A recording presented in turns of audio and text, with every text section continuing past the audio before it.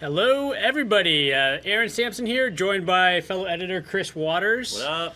Today we're going to be taking a look at Halo 4 Majestic Map Pack. You will gaze upon the majesty. It is majestic. It is indeed majestic, and by majestic, it is 800 Microsoft points, or $10 for 3 maps. Came out earlier this week on Tuesday, so folks have been playing it for a while. There's 2 lobbies devoted to Majestic gameplay, currently in the War Games lobby. Team DLC and FFA, free-for-all DLC. We're going to start with Team DLC, see how that goes.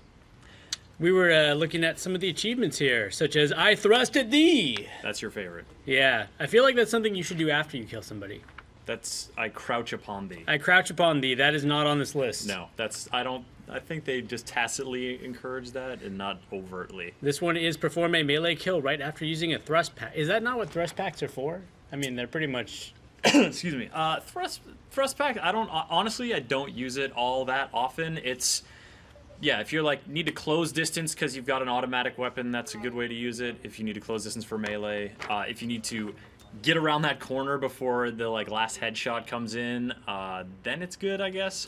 I made myself a little loadout with the thrust pack, and there's another one tied to Promethean Vision, so we'll see if we can get an achievement. See how that goes. I do have notifications off, though, so we'll have to check and see afterwards. We are also in the Twitch channel, so if you guys would like to ask us questions, make comments, or comment on Chris's ability to shoot dudes, and then elbow them in the face. Shooting, Feel elbowing, free to. Running away from, all of these things. I always felt like that thrust pack got you just far enough to get killed. It's like it's not a far enough leap to really be useful. Let's see how the thrust pack works here. We are on the map Skyline, I believe, and I'm too close to the thing. I need to move away. Chris, would you like to hear the backstory of Skyline? Yes, please. Why? Why would you like to hear that? Because I want to hear you do a dramatic reading. Okay. The rooftop terrain on this new space tether construction site is an ideal training environment for close quarters infantry combat. Indeed. This map perched high above the sites of reconstruction and Cascade's capital. I'm already bored. Just shoot dudes. Well, I just thrust packed right into a sticky grenade explosion. That did not go so well. I think the upshot is we noticed the outsides of these maps are actually pretty good looking. Oh yeah, so this is a space tether that's being constructed, which is, as we all know, a giant thing that goes all the way up to space. Well, it doesn't quite go up to space yet, as we can see. Or in this case, probably about 12 stories. Yeah. Close enough. You know, every space tether's got to start somewhere. Why is it telling me all these dudes are on my level? It's freaking me out. I believe there was one of them space tethers in the live action series they did for Halo 4. Punch him in the back. Damn it, that was terrible. Almost got your first one. How many times do I have to do the thrust at the thing? Wow. Just one, right, for that achievement? For that Chivo? For I Thrust at Thee. Yep, one melee kill after using the thrust pack. This one's pretty easy down here. There's 4 kills while looking through Promethean Vision. You're setting me up with this one pretty easy. Just thought it'd help you there. I tried to thrust back away from getting totally exploded. Here we go. It's called I See You. Kill 5 enemies with Promethean Vision active. Around here. So it's 5. I should switch to Promethean Vision. This is Well, you just got to get 1 thrust into a dude with a knife and have him be Hello, dead. friend. And then you get the achievement. Thrust at him, Chris. Oh, I got sawed in half. That guy with the saw is working on his last man gridding. Get 4 kills using the saw without dying. I killed his overshield. All right, time to not die so much. Thrust at him, Chris.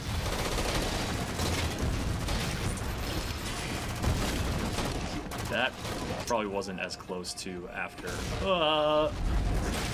Oh, could have had that one, except it happened to me instead. All this hippity hopping around with the thrust back. Super good at it. So yeah, this is Skyline. It's very close quarters, as you can see. Developer diary, sort of called it out as the most close quarters battlefield that is currently live in War Games matchmaking. Tightest map. Yeah. Do they have something insane on this, like capture the flag, where you walk 5 feet and grab the flag? Yeah, they do have capture the flag on this, and it is pretty insane. It is really quick. Hello! I'm up next to you now. Well, that wasn't quite close to my I think you had to thrust at thine enemy faster. You exploded. Give me another one. Give me a re-up on the sticky deck.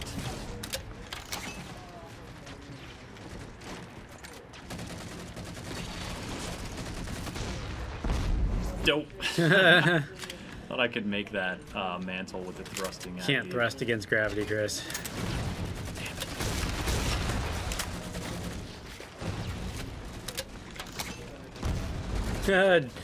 George Bra says, they're so average. That's how I felt about the time I spent with Battlefield 3. The best I could ever achieve was just a little above average. Average. Killing, average skill level. Although, I gotta say, if you're average in Halo, Halo has some of the best shooting, has some of the best shooters I think I've ever seen, especially if you go to competitions. So if you're average in Halo, you're actually doing pretty good. And in the overall I'll take shooter that as genre. a compliment, thank you. Yeah, so, who's sticky? Oh no, that was my friends. I don't want to steal that. People are requesting I'm not in here. to be able to see the score. I've got 8 kills. And it's tied up at 370 if you look into the, Oh, I got the assist. I think you got a chance here to get your Promethean Vision. Need 5. Kills while in While in Promethean Vision.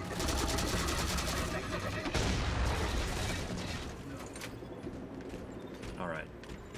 I can do it. I got my storm rifle. That always freaks people out. They don't know what to do with it. Oh wait, no! Why did I go away? Oh, my Promethean Vision. Both of you guys get blown up. Yeah! I complied with my request. That was so thoughtful. That dude looks like he's got some kind of shield on. I don't think this is gonna go well for me. Dang it, Promethean Vision. Although we did gain the lead. Now, refresh my memory, with Promethean Vision, you also appear on radar, I think. Radar when you have it.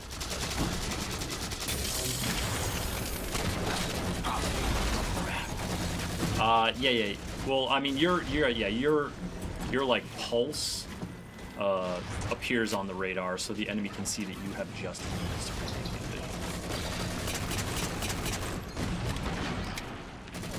That's what it was. The tether wasn't forward into Dawn, the live-action Halo thing, where that kid didn't learn anything in battle school and made absolutely every mistake you could possibly make in his situation after he meets Master Chief, such as trying to escape at night by running around with freaking huge floodlights.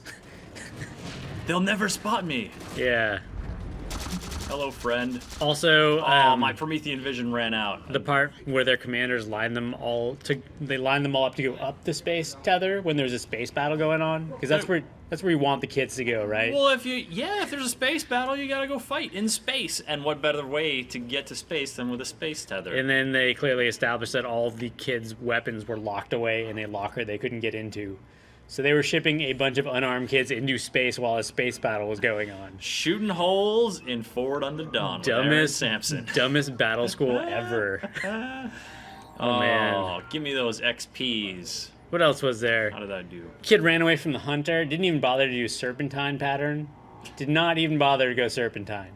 He just ran straight, and then did he get a hunter bullet in the back? The hunter missed. You know, one of them film tropes. Mm-hmm. Well, and they're not. The Lekgolo are not infallible in their aim. Or the part where his best friend got shot in like a very non-life-threatening place. And 1-on-4. Nice. Bring it on. What? Didn't even bother to check her pulse. Did you see what just happened, Samson? I was busy. I was busy with Forward Unto Dawn. You were, and now I'm in a 1-on-4 match. Tell me about this 1-on-4 match. I hope it's not objective based. So this Team Slayer, I can bide my time, and Infinity Slayer. oh gosh, Join. hope that people join my team. Where are you at? Oh, here we go. Eliminate the enemy There we team. go. I've got some teammates now. Beam rifle. Fine. Not very good with you, but I will take you. Ha! Rockets. Rockets win. Rockets win. Well, if I had landed that shot, maybe beam rifle would have won. All right, so this is a new map. Which one is this, Samson? I can see space. Oh gosh, bullets. I'm guessing this is not Landfall because we seem to be in Monolith. space. It's Monolith. So we're gonna go with I'm on an Monolith. asteroid. Can you jump off the asteroid into the atmosphere? Give me a dramatic reading. And then of explode what over the Russia? description of Monolith is. That's what happens when you fall off of this platform. Explode over Russia. You explode over Russia and you blow out hells of windows.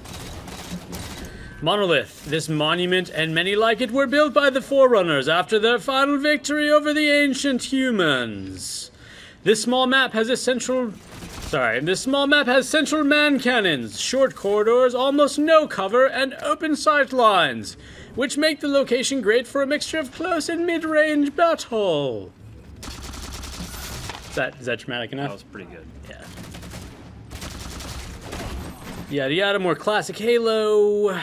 Basically, it's an open arena. That's what they're trying to say Sure with all is. that. It's an arena and it's open. That was a hologram. Gain the lead. This is like a tiny little place that's like in the dead center of the map. Can Promethean Vision really not Hello. tell? Oh, I should have Promethevised. It can't tell the difference between a person and a hologram? Really? Isn't Promethean Vision all like high tech? But the hologram's like, fooled you. Does it say it in a Spaceballs-ish manner? Yes, it does. That is how holograms talk. Obviously. Request confirmed. Give me that sticky debt.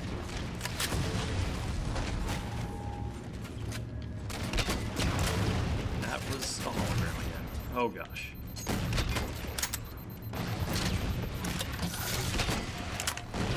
Ah! I got one of them. They should give you points Should for not have gone over there where the murdering his grenades were. hologram. For hollow murder? Yeah, it's like his pet hologram, man. I'm sure he named that thing, sent it out into the world to protect him, and you killed it. Oh. Kill from the grave! I wonder if I had Promethean Vision on. From the grave! How's my team doing? Alright, we're up by 1 kill. So are you one of those people that goes after achievements, Chris? Not really. Yeah. I just thought it would be kind of fun to do here on the stream. I guess that's one way to do it. If you know you're about to die, blow yourself up. You know what they really need to do with achievements on the old Xbox? What's that? Tie them to avatar items. I think they do. Some of them, right? Sometimes, not often.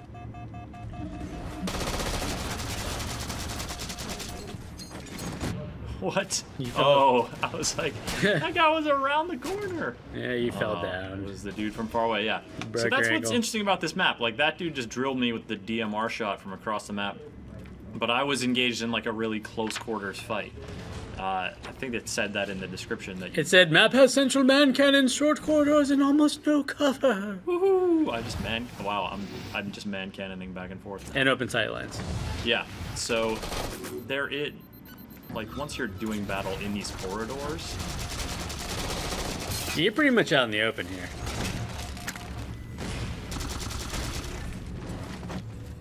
Alright, recharge my thingy. I'm gonna kill someone with you on so I can get it. Dang it! I don't need to see myself get blown up by sticky detonations. I need to get this solved. We're gonna have to go ask the devs why they named this one a Majestic. Go into a hole or something? Do you recognize any of these locations from the co-op campaign? No, I don't think that they are. Aha, not this time, friendo.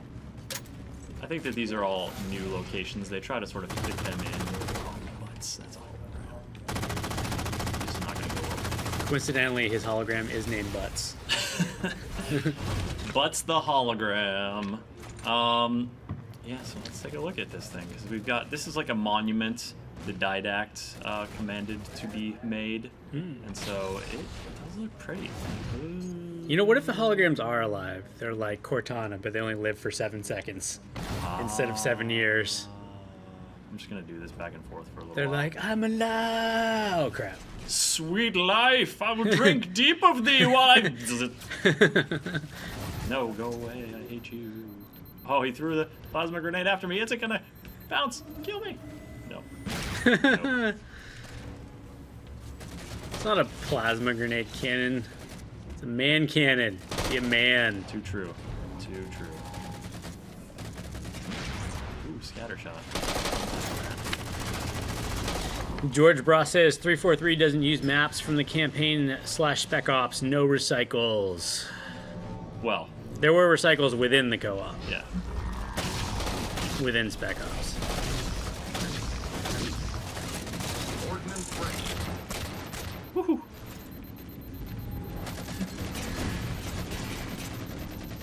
Peekaboo, you nerds! I didn't really do anything there except just call them names, but... Nope, that's just one. That's fine.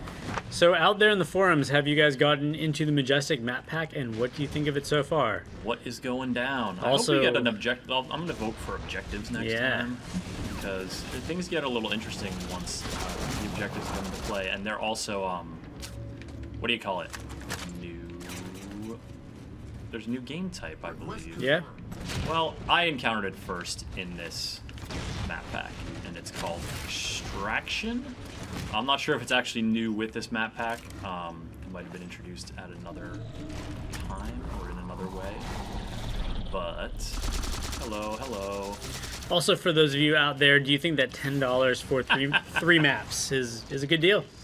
Is that where we're at these days? Is that the going rate? The going rate for 3 Come down to maps. My hole of death. My death hole, if you will. No, no one wants to. 5 minutes remain. Coincidentally, that is probably an achievement, Chris. Death hole.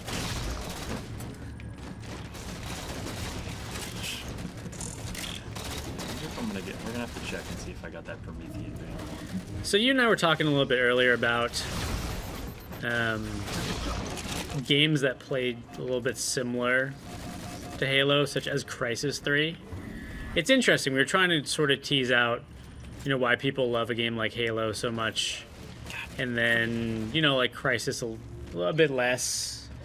When so actually, what was the similarity we were identifying there? so they're both kind of suit and power based modes. They both have that rhythm where you have to pop the shield and then get in the extra rounds or throw the elbow.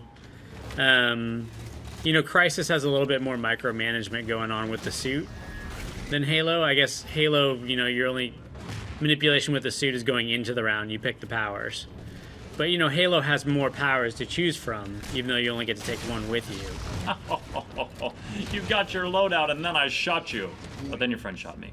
Yeah, so, basically, what's the unifying thing there? It's the suit. It's you exist, your capabilities are beyond that of a mere mortal. And it's not like Call of Duty where, one bullet's going to kill you, or a few bullets from one of the guns is going to kill you. Like, you've got other stuff going on with Halo. You've got the whole shield mechanic. And then... there's managing your distance and timing based on, how full the enemy's shield is or your shield is. Right, which is something, distance in terms of your engagement, you need to manage that in any shooter, but with Crysis and with Halo, there's that extra level, that extra layer of, well, I know I've got my shield, and then I can exist without my shield, but, I can take a few body shots or one headshot, and that's it. Yeah, not for very long, though. Yeah. But you're also always looking for that shield popping animation to let you know sort of what to do next. Yes, especially with your, with regards to your opponents, the people you're playing against. Yeah. All right, let's see. Did I get that achievement? I think I did. Also, both Crysis and Halo have heavy weapon drops. Oh, you got the Promethean Vision one? Yeah. All right. Both games revolve a little bit around weapon drops on the field. Halo probably a little bit more so with the ordnance drops, you can call them. And certainly in the past, Halo's multiplayer has been all about has been a lot about map control, so you know where the sniper's going to spawn, you know where the power weapons are spawning, and controlling that area and getting there is a huge part of successful Halo strategy.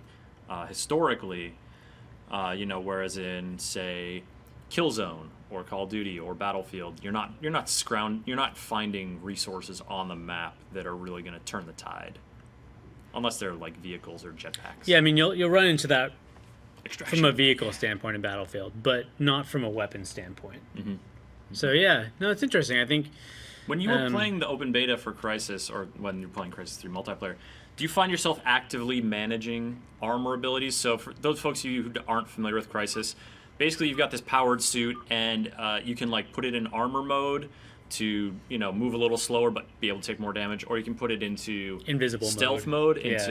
to cloak yourself. But you're more vulnerable when you're invisible. Yeah, and then you have also other abilities that are like auto armor. I just use that so that whenever you start to get shot, armor mode kicks in. Did you find yourself managing that stuff a lot? Yeah, I mean mostly the invisible power Mm-hmm. of your suit, being able to infiltrate into a place and shoot a guy, because you were bona fide invisible a lot of the times. Mm-hmm. I mean, people could barely see you, Stretch. but it was a trade-off because, you know, going in and out of it, you were really vulnerable. So Try that thrust one here. Sorry, Yeah. we're playing a new mode. It's extraction. But continue. Finish what you're I mean, saying. so here in Halo, you're managing one power. And in Crysis, you're managing 2 powers, but you know one of them's armored. It's not, you know, you can take a couple extra hits, but it's not drastic. Mm-hmm. So they actually, in some ways, play out very similar. I know Halo has the floatier jump, and Crysis has the more parkour movement system. But, you know, I'm curious why people out there. Oh, nuts! took too long to load that. Yeah. So what you have to do in this mode is you basically run up to and then capture these points. And then you have to wait to convert them. Oops.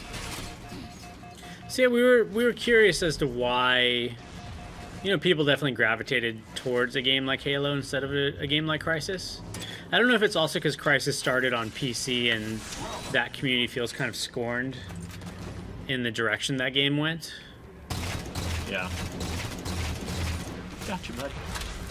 So, oh, you mean? Well, yeah. I mean, also Crysis is on more platforms. Like, oh, grubs, here they come. Where are they? Where are you? I know you're coming. This is my conversion point. You'll never stop it. Well, I mean, it's 20 seconds. Bang! So this is a conquest. Wow, mode. the shotgunner again. Well, it's but there's a timer on these things, and I'm not sure my teammates are super. 3, 2, 1. Extract. No. Yeah. Freaking teammates.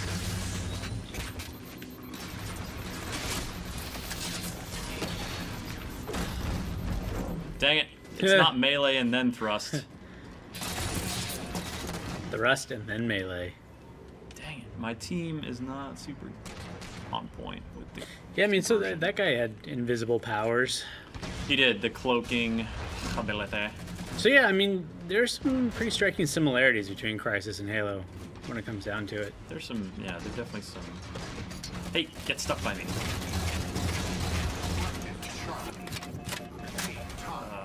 Forget it. I'm gonna go to this one. Enemy extracted. Bravo. Lost the lead. No, get it. Now I started the extraction. Hopefully my teammates are now arriving there to stop it.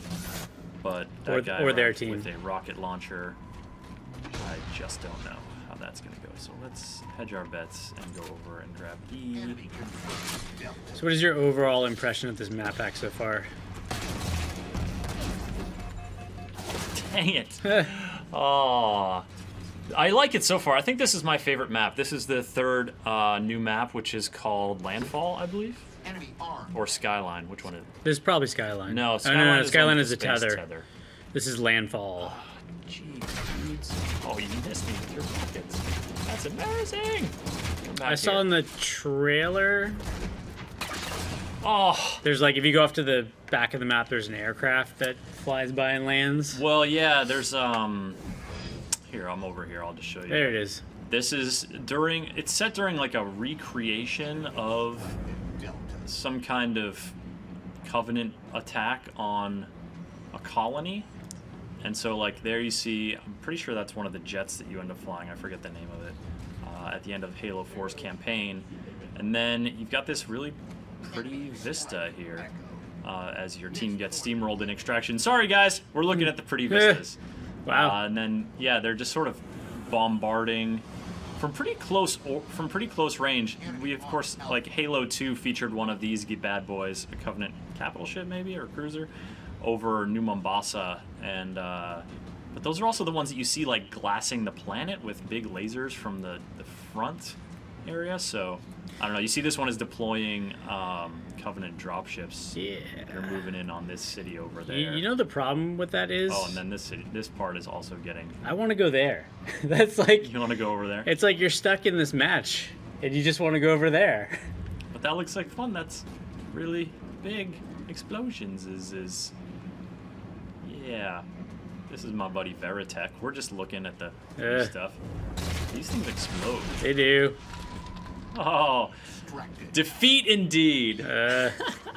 Sorry to any of you who were playing in that match on blue team. Not a good round, but apparently you can melee while extracting. That is a helpful tip. Although I think I got messed up from range. I feel like I had some issues with some of the Mass Effect multiplayer maps like this where they built these amazing backdrops, and it's like, I don't want to do this fight, I just want to go there. You want to go to part of the bigger conflict? Yeah, I want this to be more of like a GTA sort of situation where I can just hop in a vehicle and like fly off and go check that out. You need to go play yourself some Halo 2. I need the next Mass Effect to have more of a GTA bent, I think. Really? Yeah. You want like bigger open, but I mean, how would that... Well, who knows what the next Mass Effect game is going to be like, so very well could be. Yeah, so I'm saying Mass Effect. As long as it's not on the Citadel. Because, or at least what is the... Well, everybody got juiced on the Citadel. They're all now a tasty concoction of... Is that how yours ended? Everyone got homebrewed? Everybody got homebrewed. It's like, when you juice the carrots in the morning and... go for a run. It's that, but the Reapers drank it all. The Reapers drank all of your people juice. All my people juices. Gross. All right, so we're getting into another objective one. This looks like it's King of Lay Hill. Green CZE's agreeing that Mass Effect has amazing backgrounds. Yeah, I mean, that was, again, kind of... It's funny, because Mass Effect actually is, in many ways, a corridor shooter that fools you into thinking it's an RPG. It's bigger, yeah. Yeah. Mm-hmm. So if those guys want to open up that game to letting you fly to those places, that would be pretty darn rad. I'll mess around with some camo this time around. That would be fun. Yeah. I would like to see that next Mass Effect game be different in terms of like sort of core gameplay. What? I suppressed you so bad. But then there was an explosion because my teammate shot me with a rocket. What a dweeb. I keep wanting to play the Mass Effect Omega DLC, especially since like it's an additional 3 hours of combat, but then keep not really wanting to pay $15 for it. Yeah. DLC is a real thorny issue right now because I feel like some studios are approaching DLC by making things that I feel should have been in the game in the first place. Super combined. Yep. Yeah, because you don't... It's like you want... that, which is a fine line to walk, right? Because as a developer, you want your DLC to feel vital and worthwhile. Oop! Punched my friend in the head. But at the same time, you don't want it to feel... You don't want to create that feeling, right? Of, hey, why wasn't this in the game if it's so important to the story or to the world? I mean, it's also hard because a game like Mass Effect pulled off some of the best DLC I'd ever seen in Shadow Broker. Yeah, that was... Which legitimately added to the narrative and the story of Mass Effect 2. Mm-hmm. And then since Mass Effect 3 sort of ended the chapter going back to the middle of the game with DLC, oftentimes feels like they just cut chapters out, or those chapters should have been there in the first place. New hill So it's weird. It's like harder to want to pay for that.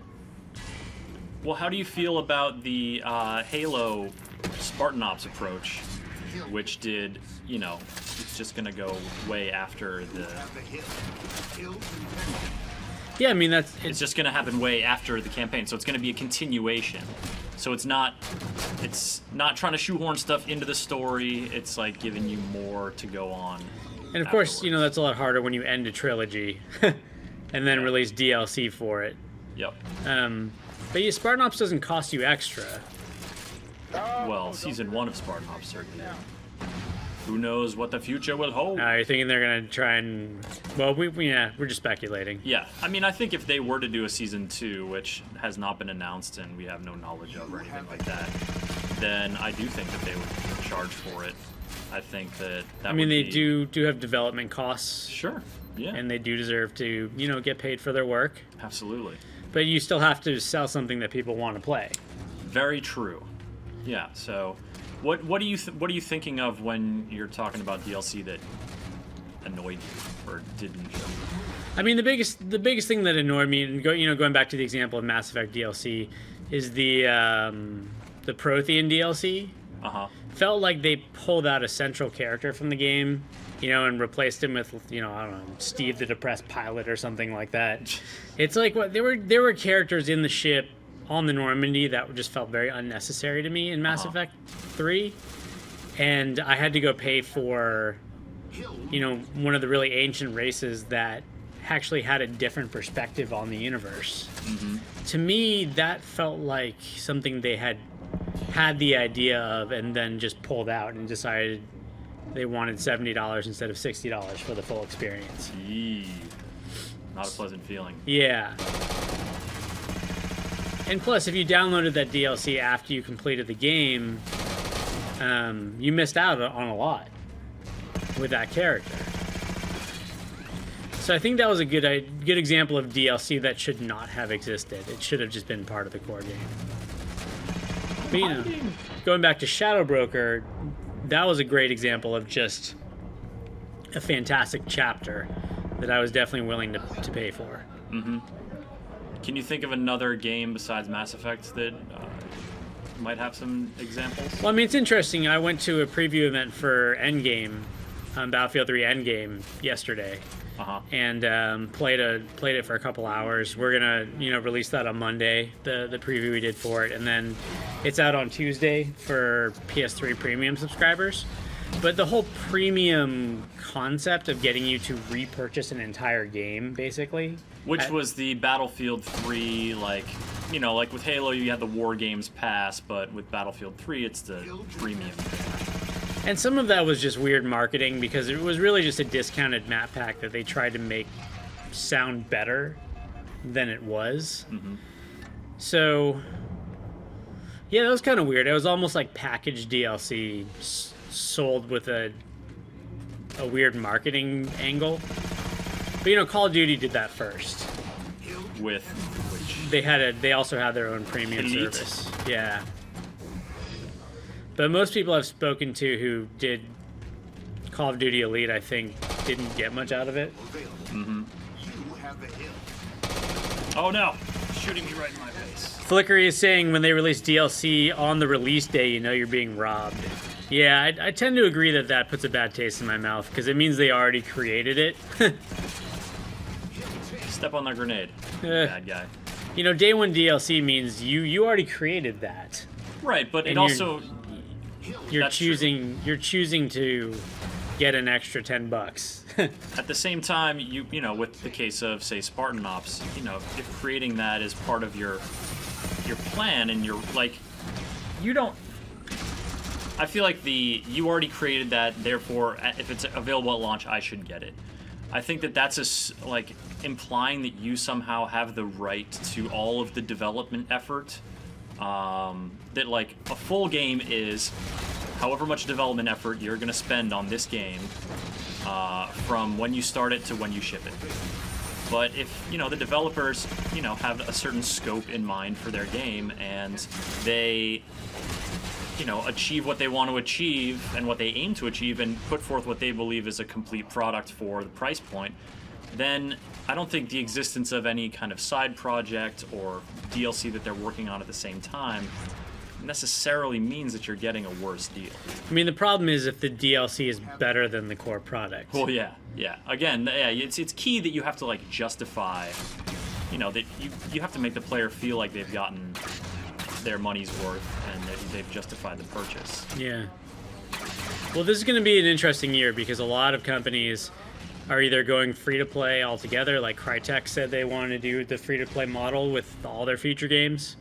You know, we just saw Warface recently, which is their free-to-play competitive shooter. Mm-hmm. And then, you know, you've got EA, who is selling $60 retail games, but, you know, trying to, on top of that, implementing microtransaction system in an almost free-to-play manner, like Mass Effect 3's multiplayer co-op, well, I guess it was co-op, competitive co-op, was definitely a microtransaction, you know, driven system. Well, I don't know if it was driven. It was certainly there. You know, you could buy those packs of things to add to your game or like boosters and whatnot. But yeah, it's interesting to see developers try to walk that line of, like, I need to get paid more. I need to, like, recoup the costs of this immensely expensive game that I'm making, and, you know, balancing that versus not effing the customer. So this is the second of 3 Halo map packs that are, like, so if you bought your War Games pass, then this one you get for free, or you can get it for $10 from the place. I think it's nice. They're all close quarters. I mean, we've seen all the maps so far. Did you feel there was a need for close quarters? I think it's close quarters, and Halo has a vitality that I really appreciate and that I really like, in terms of the way that, you know, usage of your armor abilities and exact understanding of your weapons and, you know, engagement distances is really put under the microscope. So I do like that. And, you know, if you're starting to feel like I get into Halo and it's just like battle rifle and DMR fights all day long and I can barely get anywhere, the Majestic Map Pack is a good tonic to that. So you're appreciating the change of pace. Yeah. Green CZE says, I still remember the famous horse armor DLC for Oblivion. Infamous horse armor, yeah. That was something that shouldn't have existed. Vito725 says, do you think 343 will show us a video about the new Halo 5 at E3? Ooh.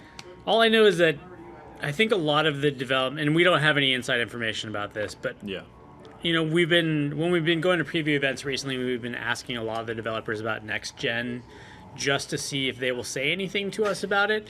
And typically they're gotta try, right? Yeah. And typically their responses were under NDA, non-disclosure agreement, which actually is an answer. That means they are, you know, working on next gen games. Mm-hmm. They just can't talk to us about it. It's not like next gen, what's that? It's, you know, it's like, we want to continue developing games into the future. And there's a lawyer. Whatever that may entail, we want to do it. And there's a lawyer who's telling me I can't say more to you. So do I think Halo will show up at E3? I don't think so. I think if anything's going to show up at E3 Halo-wise, it's going to be Spartan Ops Season 2, which that might not even exist. But it did just come out. I feel like, unless they've got something big to show, and I don't think they would start talking about Halo 5 this early. I mean, I think the consoles have to be officially announced first. What did I shoot? I mean, the PS3 announcement was really just the announcement of a concept with some very vague, you know, hardware specs. Well, some of them were pretty specific, but 8 gigs of RAM, but, you know. Yeah, but, you know, who was shooting me from where? Oh gosh, the explosion. We haven't actually seen a box yet. That is true. So PlayStation is really going to just exist in your mind. AKA the cloud. I don't know. What do you think, Chris? You think Microsoft is gonna talk about the 720 at E3? Yeah. Yeah, I think they will too. They absolutely will. I mean, there's no way. I don't think we're not gonna have an offset launch type situation like we did with the 360 and PS3. And I don't know. I mean, in North America, I think the PS3 sort of, I don't want to say lost the last round of console competition, but I think they didn't do as well as the 360 did in North America. Yeah, I think final sales numbers are still not, you know, out or anything, but of course they also have the, you know, the late crud. The late in console price drops that Sony's always done might take a bite into that, you know, before all is said and done. Dude just keeps jetpacking up in the middle of the map. That is how you die. Oh, nuts. I don't know. I'm honestly open to anything. I owned a PlayStation 2, played it for, I don't know, 10 years. And then I was won over by the 360. I just thought it was a better experience than the PlayStation.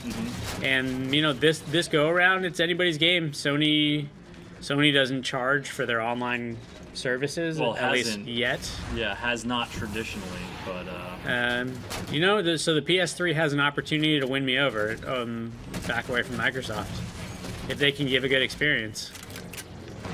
And so far, Microsoft hasn't even announced anything, so. That's true. But I think that this year's E3 will be super exciting because we'll probably see 2 new consoles. And what are you going up there for? It's gonna shoot you when you go there. So Vito725 says, will the Xbox 720 compare to the PS4? You know what? I can't answer that question, but what I can say is this generation, one of the things that we notice a lot of times is developers always sent us 360 copy first. And we speculated that's because it was easier for developers to develop on the 360. And they would tend to start on the 360 and then go to the PS3. And the end result was the PS3, while it had more horsepower on paper, oftentimes the games looked worse than the 360 if they were cross-platform PS3 360 releases. Look at the city. Man. So you just want to hop in a Warthog and go tool around out there? That is exactly what I want to do. Why would you not want to go there? Yeah, pick me up. Hey man, give me a ride. I need a ride. Hit select button. That's what it is in Battlefield.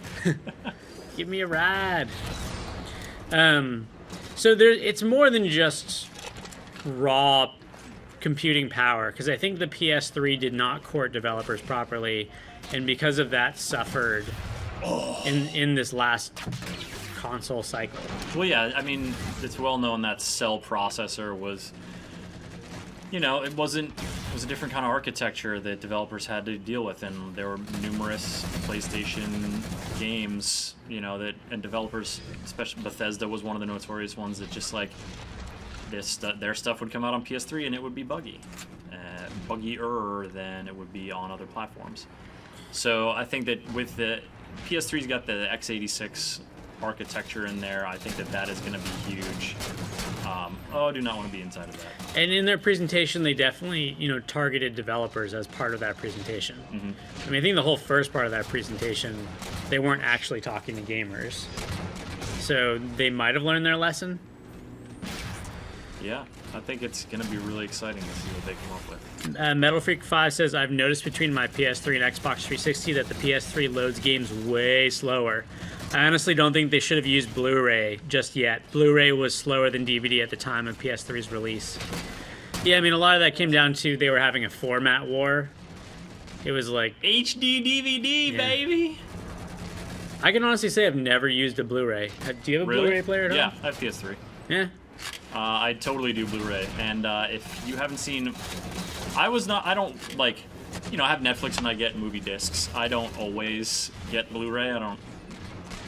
I'm not like must watch all things on Blu-ray. Haha, you jumped off the edge. I should be getting your kill credit now. I'm not like a super Blu-ray adherent or anything, but I think that like when I'm watching stuff that warrants it, like Pixar movies look fantastic in Blu-ray, and like nature documentaries, the BBC stuff, Planet Earth on Blu-ray is absolutely stunning and totally worth it. Like I had it, you know, on DVD because that series is fantastic, but I bought it on Blu-ray as well. Do you sort of subconsciously too get a feeling like something's wrong when you don't watch Blu-ray now? No, not at all. Fortunately. Oh, this is not gonna go well. I mean, it's kind of funny. I went back to PC gaming in the past year. I'd been in consoles for a long time, and now when I look at console games, you know, something in the back of my brain is always like, why does this look so terrible? And it's kind of funny because unless you're a PC gamer, you don't really notice it. Yeah, but you don't unless you have seen what modern PC games look like. Yeah, but then you're not going to notice it. But I don't know if that difference is as noticeable in actual like Blu-ray movies versus HD movies, HD DVD movies. Oh, come on! I had him. Oh, he came down and I shot and I missed. Sorry, guys. But even when I was, you know, looking at Endgame for Battlefield 3 yesterday, we were playing on PlayStation 3, and I noticed some texture pop-in issues that I've always noticed on the PS3 version of that game that don't exist on the 360 version. So again, I think it came down to optimization for the PS3. Because, I mean, like I said, on paper, the PS3 is a more powerful machine. Elbow to the head. Say lost the lead. Oh, man. This is coming down to it. No sloppy deaths. Oh. No getting grenaded. Looks like... Oh no! Oh, bad decision. Genetic Euphoria is going around looking for cool streams today. Does this count? I don't know if we can stream Arma 3 Alpha version next week. I know that that's actually opening up to the general public if you pre-order it, and it's not a full retail purchase. It's like, I can't remember what it was, like $30 or $40 to pre-order Arma 3. We're definitely going to stream some Endgame next Friday, but I don't know, we'll see. If we can get permission, maybe we could also stream Arma 3 next week or the week after that. That would be fun. Yeah. Now that those guys totally are not in jail in Greece anymore. Oh no! Oof. Victory. That was close. Victory and death, Chris. And I died in the last instance, bringing our team closer to failure. But instead, victory. All right, how about get the Clever Girl achievement? Active camo? I'm not Kill 5 enemies while active camo is active. I feel like the Clever Girl achievement should be when somebody on your team distracts them and you come at them from the side. Yes, agreed. That it should be distraction related, but what is it? It's the active camo one? Yeah. It should be distraction related, Samson. You are totally correct. Or the saw. You can get 4 kills with the saw without dying. All right, let's see. You got enough bullets in the Just saw? check and make sure I haven't already gotten it, which I'm pretty sure I have not. I got bullet sponge. Yeah. Close call medal, which means get shot a bunch but don't die. And all right, I should have gotten the pigs can fly one. That's the one where you do. What's going on? I don't want to. No. Fine. I was gonna jump into what do you call it? Free for all next, but I'll play one more team match of. What game type is it? It doesn't say. It just says Majestic Team DLC. Do you have Rad Unicorn helmet armor? Nope. How high level is that? Because they always give that to us during press events. I don't know what the Fotis, is that what it's called? Yeah, Rad Unicorn helmet Fotis armor. I don't know which one. I haven't seen it actually a lot around. Metal Freak 5 is asking, what do you think of the 4K resolution? Do you think Microsoft will go with it for the new Xbox? Somehow I doubt that, just because consoles are always behind PCs in hardware. Even when they launch, they're usually behind PCs. True. And, you know, if PCs right now aren't going for 4K, unless you're aware of a PC that can do 4K at the moment. I mean, that's 4K, you're talking about an incredible amount of data you got to put out to that television. Friend. Oh, don't stick me. No, I wanted the saw. And you know, part of the reason why they probably wouldn't do 4K is because everybody's trying to make it easy for people to record and stream games these days. And I don't even know how many gigabytes per minute 4K generates, but it'd probably fill your entire computer in like a minute or two. It seems like that's yeah, that's something that's not sort of at consumer level at this point. I'm just gonna hide. Also, the PS4 presentation, I mean, one of the first things they said is this isn't just a machine to push pixels, which indicates to me that they're not so focused on graphics this console cycle. Mm-hmm. Yeah, I think, you know, they're trying to, yes. I think the graphical leap is not going to be as like ginormous as it has been in the past. Hello, friend. Suppressor Wars. I lost Suppressor Unless Wars. you're playing games with old man heads, because the PS4 can do some amazing old man head. Dang it, red team. Yes, they certainly can. That was my conversion point. It was rude of you to take it. Hey, nerds. Yeah. Throw all your grenades at me. Let me go try to keep you from converting this one. Oh gosh, this is not going to go well. Do not have the weapons to accomplish that goal. Alright, my team is not doing well. I feel like since elbows are so important in Spartan combat and in life, you should have like a taser elbow or something. I mean, I feel like your elbow makes contact with so many people in this game. How have they not upgraded the elbow? How about an exploding elbow? Exploding elbow. You just basically tape a claymore to your elbow. Crap, this is not a good situation. I feel like there was a game that had some kind of explosive thing like that. Enemy arm echo. Oh, it was Teammate. Black Ops 2. You could punch dudes in single player campaign with the taser and they'd barf. Oh my goodness, yes, tase barf punching. Oh, rocket to the face. Rude. They need more of that in video games. Tase, punch, barfing. Those were so preposterous. They need that in multiplayer. Oh, gravity hammer.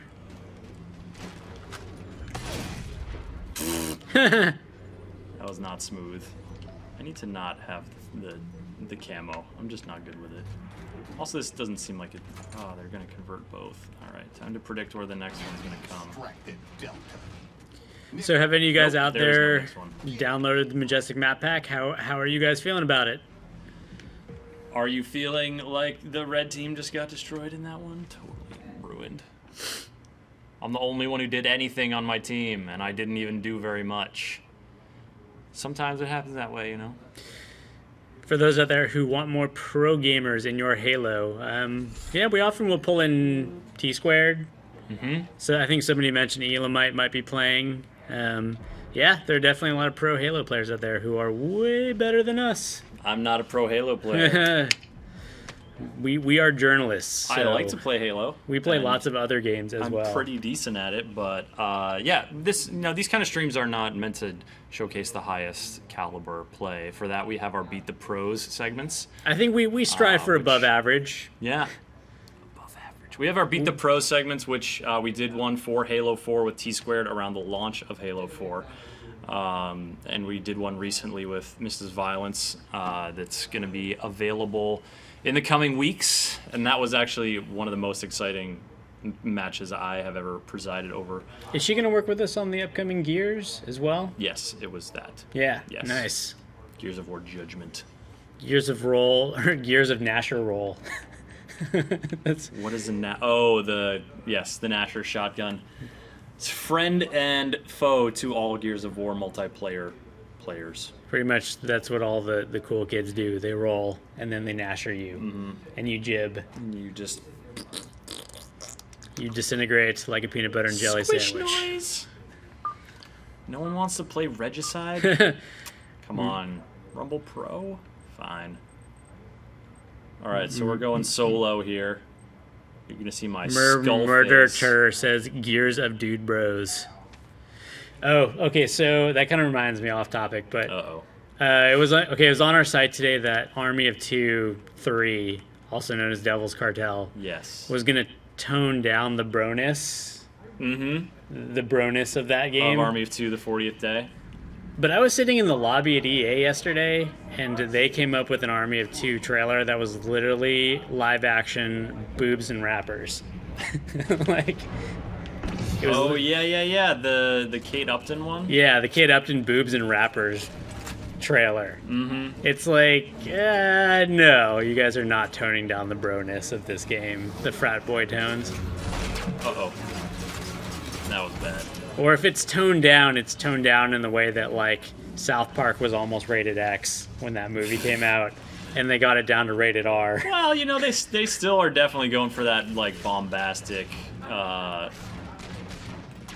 dudes badass mercenaries rolling in and exploding things. Yeah, getting my assists in Rumble Pit. Awesome. No beam rifle, dude. You cannot beam rifles. Chris, we have some enthusiasm for DMRs. DMR's so good, man. I'm enthusiastic about DMRs. Where did that beam rifle dude go? There you are. You don't see me. You're gonna get me down. That DMR is all about cadence. It's like getting that proper cadence down. Ah! That was me coming in super aggressive. Totally got crotch killed. That should count towards the, I thrusted the... Someone's on a killing spree. No. Alright, Chris, you can do this one. Calling in the big guns. Calling 3 ordnance drops during the same game. Get back here and die. 3 ordnance? I got to 2 in one of the last... Where did you go? Oh, what? Your shield was glowing. Mistime. Oh, there's a unicorn horn. Did you see it? Did you find one in the wild? I did. So here's something I think they should do in multiplayer shooters these days. They should release special weapons or special pieces of armor virally. So basically, a dev starts with an awesome piece of armor, and you have to... You just got the energy sword. Well, then I assassinated you. You're so sad about it now. So that's what I'm saying. You have to knife the person with that piece of armor, and then you get it. And then other people can knife you to get that special piece of armor. Ooh, interesting. Oh, I killed a unicorn! Oh, man, where were the rainbows? I thought that it was gonna explode into rainbows. Haha, you're not getting around the corner. From me. Where are the bad guys? I want to shoot all the bad guys. Stand up there. Be confused about life. I don't know what you're doing.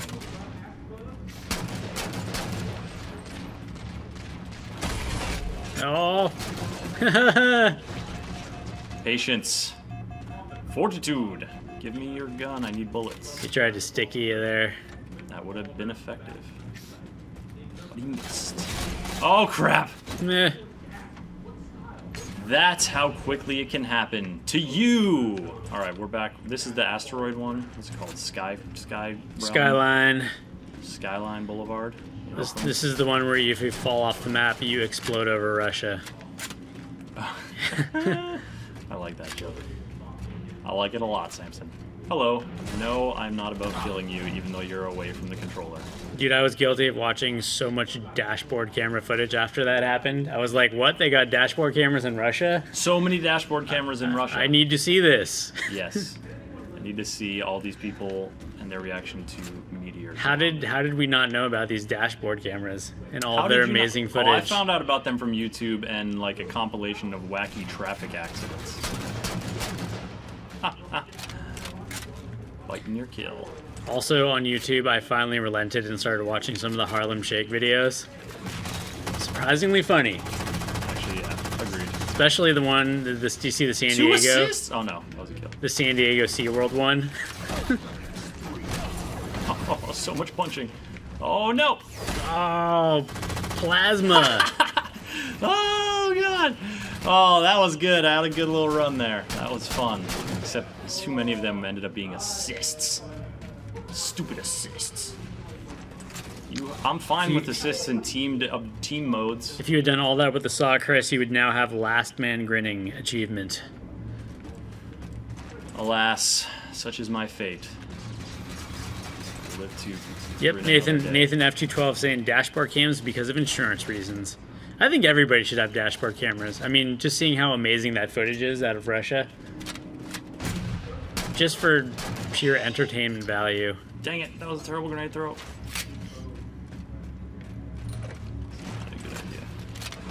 There's a unicorn back here. Do not want to be near it. Game over. Yeah, second place. I'll take it.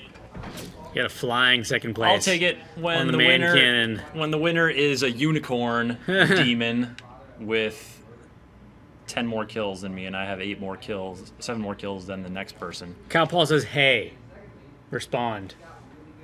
Hey. Hey. All right, there we go. What was your rank, dude? Person 106. Unreal Apples says frat pad. I don't want to be in a match. You know, it's funny because Halo definitely started as a frat boy game. Like, I'm telling you, man, this was the game that made jocks into gamers. I did play this a fair amount with a diverse crew of people when I was in college. I think before Halo, honestly, there was a lot of dudes who it also were not interested in multiplayer shooters. I mean, yeah, it was the first console shooter worth its salt. I mean, there was GoldenEye, sure, on the Nintendo 64, but I think Halo was a whole nother... Combat Evolved was a whole nother level. For some reason, Halo had a greater appeal to a larger variety of people. I think all gamers knew how amazing GoldenEye was, but people who were non-gamers at the time didn't get into it. And then Halo came along, and that all changed. Well, there's also the, if you're playing on PC, you've got the WASD and mouse look, but if you're playing on N64, it's really arduous to use those stupid yellow C buttons to look up and down. Like, that's not a quick reaction kind of thing. That controller I remember liking it at the time, but then I went back to get some Perfect Dark footage, and I was like, oh my god, what is going on here? Like, there's a trigger in the middle, but I'm holding the controller in the middle. Yeah. Like, I'm looking with buttons. It was goofy. Yeah. But, I mean, yeah, I think it was the second analog stick and the fact that Halo was so good, created the perfect storm that launched... That's what cinched it. A franchise and launched Bungie, which had numerous, wonderful PC and Mac titles before that. Myth was one of my favorites. Marathon, of course, in the first-person shooter realm. Also, the Xbox had X in the name, which I remember at the time everything had X in the name. The X games were just coming out, and I think there was a lot of frat boys who were like, "This thing got an X on it. It's coming in my room." Yeah, it's black and it's got a green circle, and the controller's the size of a ham steak. I'm gonna go kill some dudes with my storm rifle because no, I'm not. Miko12 saying, "Hi, you two guys who I honestly do not know." You've got a shotgun. For those just joining us, I am Aaron Sampson. This is Chris Waters. Hey guys, how's it going, all viewers? We do game journalism. That is something that we do. Yeah, GameSpot.com. We are journalists. Step directly on those. Although, you know what's funny? I learned recently when I was at the airport. Real journalists actually have these credential things. Hey, buddy, I see you crouching over there. You're not sure where I am, but I found you. Yeah, there's bona fide credentials that they investigative stuff. And is that can that get you into crime scenes or something? We should get them and then just randomly walk into crime scenes and be like, "It's cool, bro. We're journalists." Yep, that's how it works. You've been watching too many movies. I mean, what do you do with? Honestly, we've never had any problems getting into any journalism events by just saying, "Hey, we are journalists." What's up? When you work for GameSpot, that also helps. Yeah. Well, back here, I'm shooting you with my storm rifle. Being a journalist helps too. True. Actually doing that job. Yeah. Oh, what? 2 people shooting me at the same time. No fairsies. Oh, Unreal Apples. Game journalism is a joke. Big game companies just ship free swag, cash for good reviews. If that were true, I would be a rich man. But I am not. No, I would be, because I review games, and I could totally take advantage. No, I mean, that's not true. It is true that game journalism is, does involve relationships with publishing companies, but rumors of bribe reviews have been greatly exaggerated. And they get, they get mad at us when we don't like their games, and that is fine with us. Oh, did he actually walk into that? Yeah. Well, I think did not it like bloomed around him. Yeah. Nice jetpacker. You jetpacker. Yeah, jetpacking so and so. Oh, you've got a rocket. I don't like that. Murmurderter, if I'm pronouncing your name right. That doesn't sound right. Probably doesn't not sound right. like a name at all. GameSpot said in news Halo 3 come to PC is true. Wait, what? GameSpot said in news Halo 3 come to PC is true. I don't think that is. I don't think that's true. No, Halo 3 is not coming to PC. If anything, I think they just pulled Halo 2 off of PC. Oh, they shut down the servers. Yeah.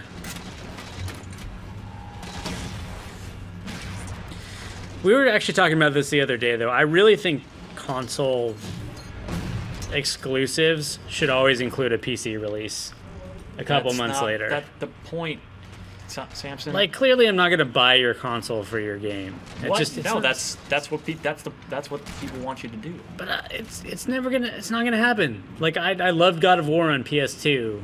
Never gonna buy a PlayStation 3 to play God of War. Or like, I really want to play Uncharted. Oh. Never gonna buy a PlayStation to play Uncharted. So, Well, that's just you, man. Why do you hate money? That's just like your opinion, dude. but why do you hate money? I would pay money for that on PC. Right, but they want you to buy their console. PC is like Switzerland. It's just neutral territory. No, it's not. The consoles they sell. Well, I'm not. You know, this is something that's like maybe not even applicable to this next generation. Rubs. Where are you? Oh, I'm gonna die. Well, you're gonna die too. So from November 6th of 2012, we had an article that says no Halo 4 on PC. Just ain't happening. Sorry, bro. Request confirmed. All right, I got my saw. Time to Although, get 4 here, kills. February 4th, 2013, we said Halo 3 coming to Steam? Question mark, question mark. I like it. question I mark. like it when you ask a question. Hey, So good old our main news editor, Eddie McCooch, who's Makoo. It's pronounced McCoo, who's an awesome dude. Let's see, says a Microsoft representative confirmed with GameSpot that it has no plans to release any Halo games on Steam. Oh yeah. This is embarrassing. So yeah, no plans right now for Halo to come to PC. No. Bad reload time. Yeah. Oh yeah, I'm gonna get my saw achievement. Yeah! So our man Eddie contacted Microsoft after that Steam registry issue, and Microsoft said, we don't think so. That doesn't necessarily mean no, because Microsoft is notorious for not commenting on anything. No, notorious. Like that kind of notorious. But for now, it means, I don't know, wait till E3 and see if they say anything, but I doubt it. No, it's not happening. There will be no Halo on the PCs. Next question. Hey guys, what's that? You want to get an assist? Yeah, you do. Hello. Both of you can get assists. MCC12 is saying, is the Xbox 720 going to be called the Xbox Next? Or what? And do you need... Xbox Next? I Yeah. think that's too many X's. Xbox Next or what? And do you need the Kinect in order to play 720? I can guarantee you do not need the Kinect. Can you? But I What like... if they ship a Kinect with it? That was one of the rumors, right? Yeah, well, I'm sure they're going to ship Kinect with it. But I mean, you don't need it to play games. Or do you? There's a lot of games that have that whole better with Kinect thing, which Oh, you didn't fall all the way to the you ground totally so I could punch you. punch that inanimate I punched a car object. instead. Hey, yeah, you landed on the car. That car saved your life, homie.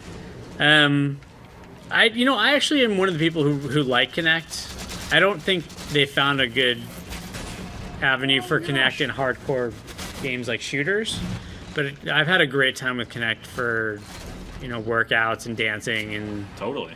I think there's huge room for it in a game like Battlefield. I would like to see head tracking on vehicles with Kinect, so while you're playing Battlefield, you can just turn your head and you look out the left and right side of your vehicle. I think there's a couple of racing games that have already looked into that. Yep. So I think the trick with Kinect is to not have devs shoehorn things that don't belong in their games just to use it. Mm-hmm. That is very... For example, yes. Dead Space 3 having you shout help, which is something... You didn't dig it? Yeah. No dice? Why wouldn't you just hit a button, you know? Because you could use your words, Aaron. But if you're using your words, you're probably on voice chat anyway. Oh no, you went over there instead of down where the explosion was going to be. B Graphics is asking, how is the new map pack GameSpot? What do you think, Chris? I like it. You enjoying Majestic? It's fun. Yeah, it's all close quarters. Hiya, shooting.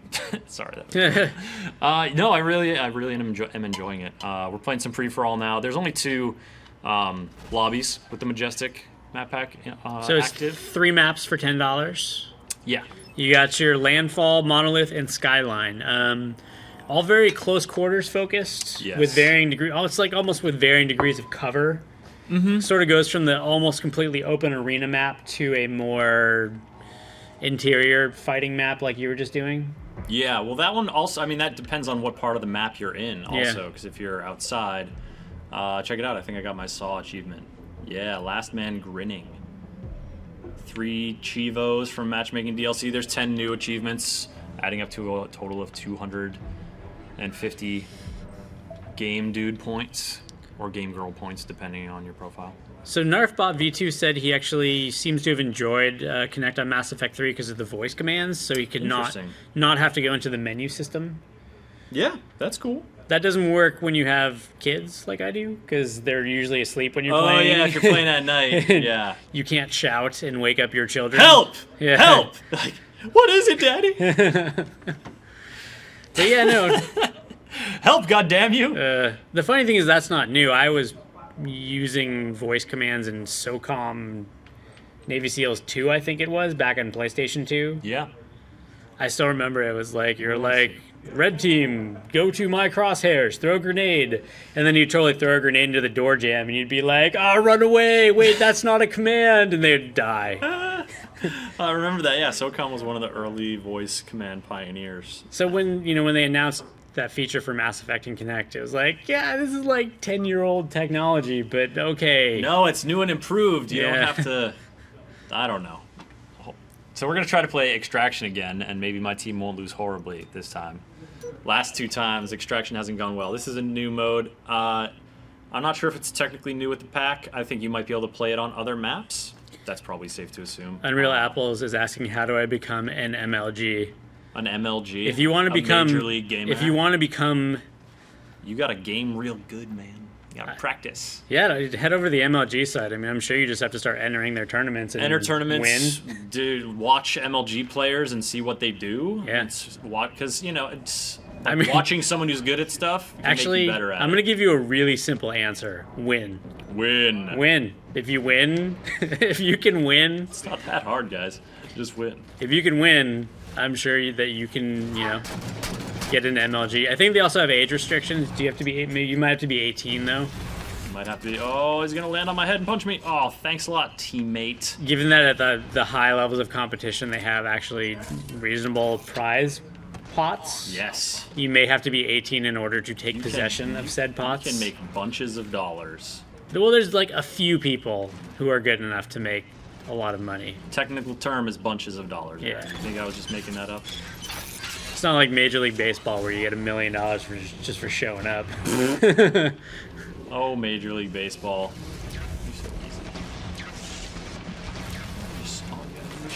Getting more questions. Kevin93, do you think Halo 5 will be on the 720 or 360 or both? Being that we haven't heard anything about Halo 5, and being that a lot of developers we've talked to keep giving us the line, we can't talk to you about next gen, which I actually take as an answer, my best guess is 720. Halo 5? Yeah. Uh-oh. I get the impression developers are holding back right now for the technology to come out. Did they? Oh. Pardon my frustration. I mean, one of the big things we've discussed is that right now people are sort of into their own franchises. They tend to not stray very far outside of their franchises that they already know. because they've been playing them on console for so many years. And so what happens when you get a new console is people are willing to try new franchises. And I think a lot of developers want to time their releases for that phase when people are open to new things. So I think a lot of developers are going to hold off if they think the 720 is going to drop within the next year. Hey, friendo, you are not going to do that. Exploded. I mean, also, if you're a launch title, a lot more people are going to be interested. And also, there's fewer games at launch. If you're a launch title, more people could be interested, sure, but also the market is smaller because not as many people have your console. We extracted alpha. See you later, nerds. I'm gonna go over here to this one. Unreal Apple is saying Xbox 360 won't die quick, unlike the last Xbox. Yeah, I mean, the 360 is still a very viable piece of technology. Granted, you know, I don't know, these days when I'm playing on 360, the textures look pretty terrible to me.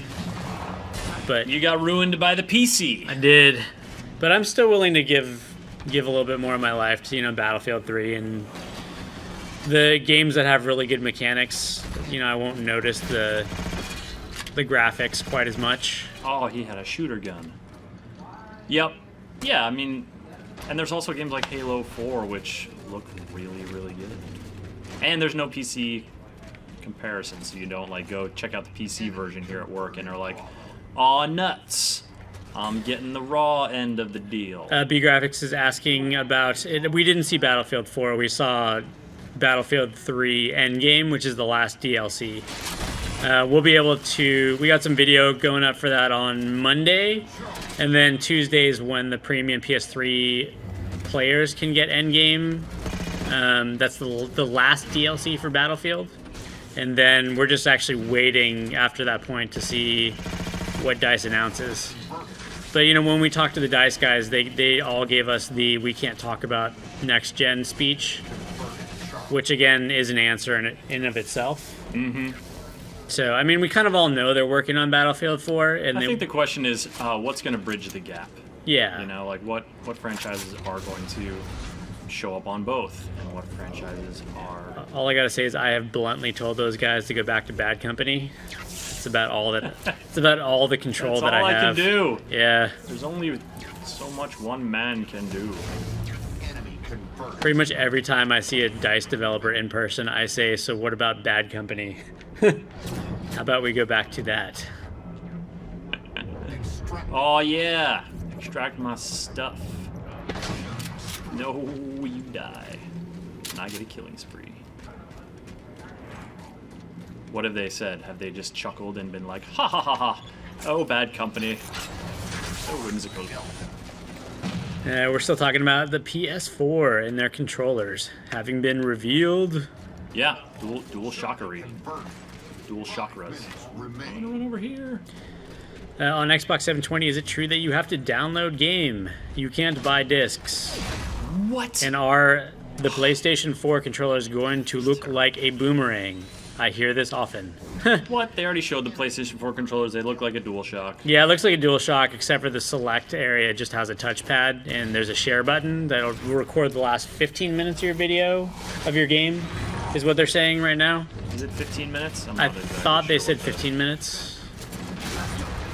I kill all you bad guys with my gun. Green CZE is saying, Battlefield, go back to 1942 or 2142. I know there's a lot of fans out there who want to see 2142 return. They want past or the future. They don't want the present. Yeah. Modern military shooters are so played out, man. I'm a little bit Step worried. directly on that. So Call of Duty did a good job of going off-brand every other year in the past couple of years with Black Ops, and then, Black Ops actually ended up, I think, taking the lead. Yeah, sales-wise. Yeah. So, I really hope that EA lets DICE go off-brand every other year, but I'm concerned that it might just end up being... I just don't want them to do anything every other year. You mean every other game, maybe? Yeah, well, nice, if they went, if they went Battlefield 3, and I'm just speculating here, but if they went Battlefield 3, then they went 2142 in Bad Company, and then went back the following year to Battlefield, I think that I would have a lot more patience for that than if they just released like Battlefield 3.5. Extracted Echo. The victory. Yeah, I mean, well, that's the thing, Samson. Like, you can talk about having Call of Duty fatigue, but then Black Ops 2 sold gangbusters. Yeah. You know, then that's going to be. I think it's going to reach a breaking point. You know, and but it was off-brand. It was off-brand Call of Duty. It was like just different enough to get people into it. I think they know it's Call of Duty, and that's why it sells so well. They're not like, finally, and not Modern Warfare, because Modern Warfare also sold super well. I think we've all been waiting for a Call of Duty crash for a long time, and it's just hasn't happened. Nope. I mean, people they just go out and they buy that franchise every year. Yep. Check it out, I leveled up, and I got an ocean hat. Hell yeah, Daniel Grant, 15, says Bad Company 1+2 was badass. Bad Company's so fun. I really, really, really like Bad Company, and I really want DICE to go back to it. I don't want to play any of these game types. And like I said, you know, I'm fighting for you guys every time I see a DICE dev face to face. He does. This is not an exaggeration. I literally brings it up all the time. I literally bring it up every time I see a DICE dev. Yeah, you do. I'm like, good on ya. You're showing me Endgame today. That's great. Where's Bad Company? Where's my Bad Company? Yeah. Where's my Sweetwater? I will say that DICE does listen to their fans. I mean, they've been supporting Battlefield 3 post-launch. And they've done better and better every time they've released a DLC up until this one, Endgame. So, did you enjoy Aftermath? I thought you did not super like that one. You know what was weird? My first impression was I wasn't super impressed. Yeah. And then I went back to it recently and realized how good that thing actually is. Some of it is because they went back in and added a randomness to like scavenger mode. I think scavenger mode used to have a fixed set of weapons, and they made a random set now. Which, you know, it's really boring. I think it's boring if you know where everything is all the time. Yeah. But those maps did a fantastic job of, you know, sort of tight for Battlefield infantry and vehicle combat with a lot of verticality. The only one I didn't like was Close Quarters. I hated Close Quarters. I actually thought it was boring. Like, boring? The pace of it was just really not fun. The flag capturing was too fast, and teams would just run in circles around each other. Mm-hmm. They just would get into these really predictable rhythms, and it had no Battlefield charm at all. Thank you, teammate, for saving me from utter embarrassment and destruction.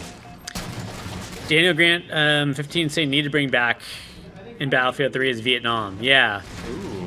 Vietnam DLC was pretty spectacular, mainly because it was so drastically different from Bad Company. Mm-hmm. It was like, you know, the weapons didn't have scopes, and the environments were very different.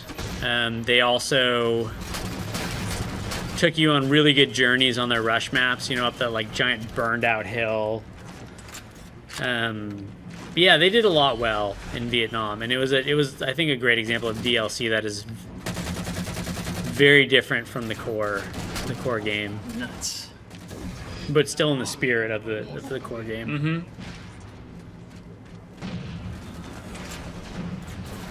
I've never played Battlefield games, says Narfbot V2. What's the difference between Bad Company and Battlefield 3?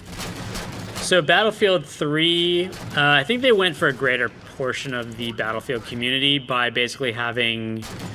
I mean, there's no question that they vastly increased the actual shooting mechanics in Battlefield 3, and the vehicles were tighter and everything controlled better, but the maps lacked the character of Bad Company. So Bad Company was basically about a rogue group of soldiers who were hilarious. I mean, you could seriously sit there during the game and not move, and they would just like talk to each other and have like the most ridiculous conversations. It was really funny writing. Like, one of the dudes talked about how like he thinks he turned out the way he did because his mom like used a lot of DEET when he was a kid.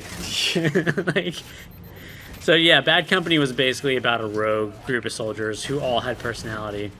And Battlefield 3 is just more like, hey, I'm a standard soldier dude.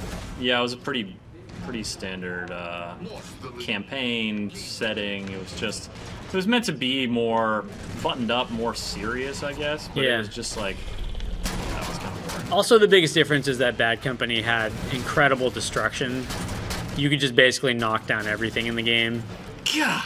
And it had like thick jungles you could destroy, and they really toned down the destruction for Battlefield 3, which I think they need to bring back.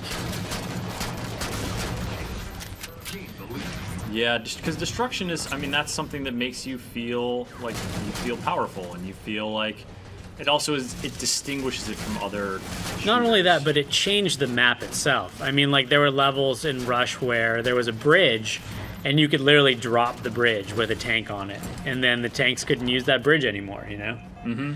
Or, like, if somebody ran into a building, rather than run through a door and get shot, you could blow off the corner of the building and then go in that way. So fun. Yeah.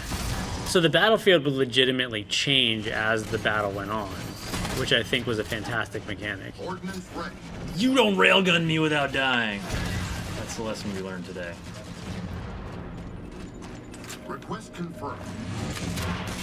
Someone's gonna get super combined, Samson.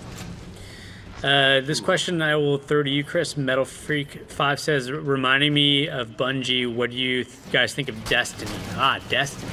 I am really excited for Destiny. I think Destiny is Halo times 5 or 10, as they said in the trailer. I'm really excited for it primarily because it's a new Bungie game, and I have really loved Bungie since their early days of Mac development. What the deuce?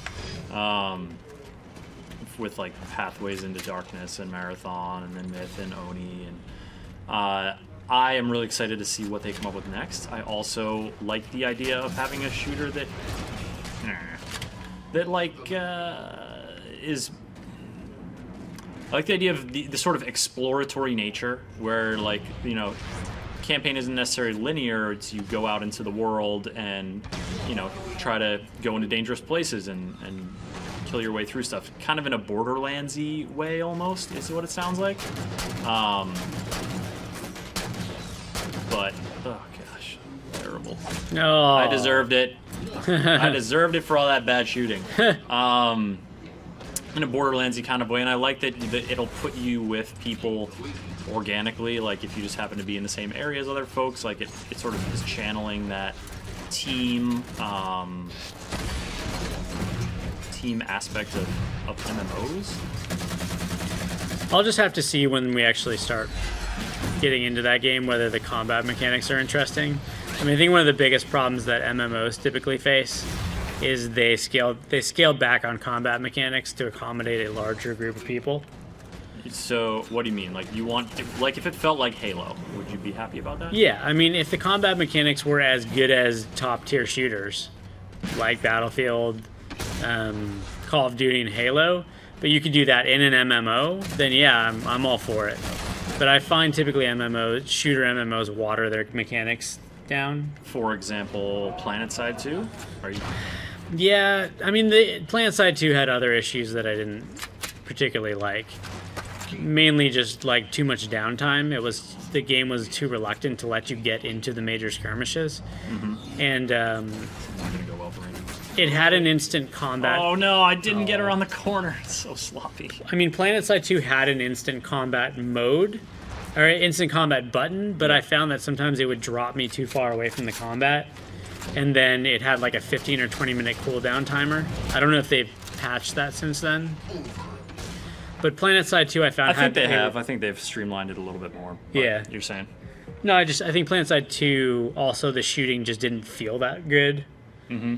The actual shooting mechanics themselves were passable, but not top tier. There is something to be said for shooting mechanics that, like, you know, guns that sound like they're shooting in a satisfying way and hitting your enemies in a satisfying way, and that is something that I do agree that PlanetSide 2 kind of struggles with.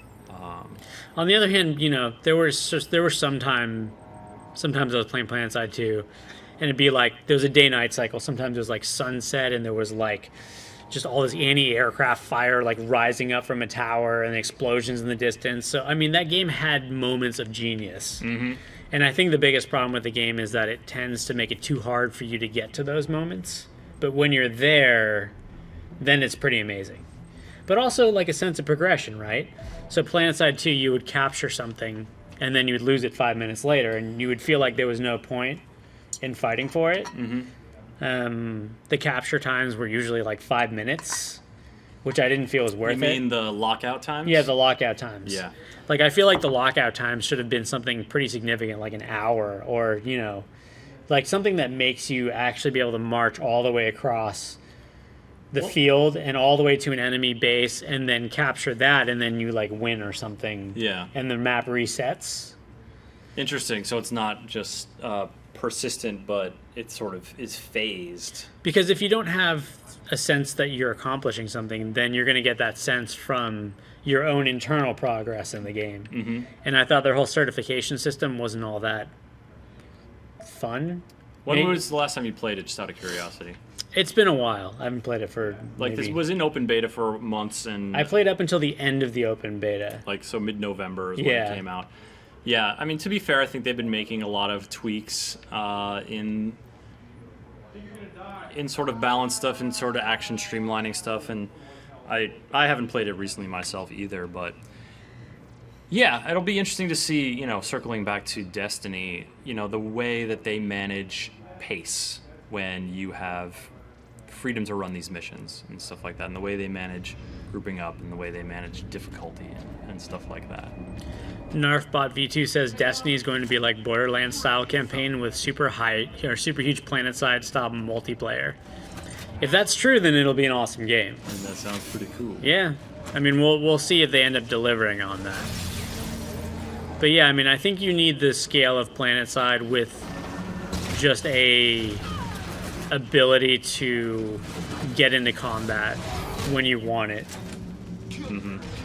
I feel like I have started a little bit behind the 8 ball here in this King Killy mode. Also, I equipped the hard light shield, but I haven't really used it yet. Metal Freak 5 saying, what do you guys think of the new free-to-play first-person shooters with small purchasable content? I think it's freaking awesome. I'm super jealous of people who have computers now from when I was growing up, when there was oh, take that, king, I'll punch you in your king face. Yeah, I mean, we've seen a lot of free-to-plays that do it right and a lot of them that don't do it right.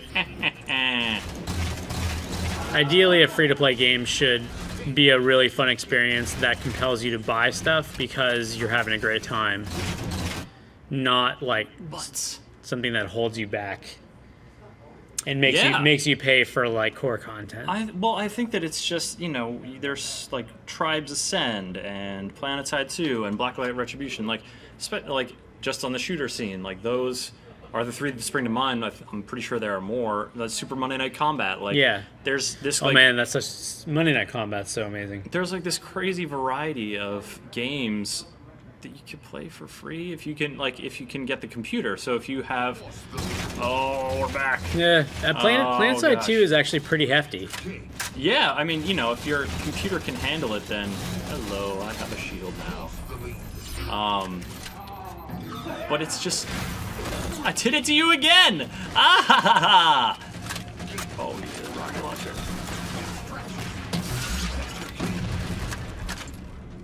Sorry, I totally got derailed with playing video games.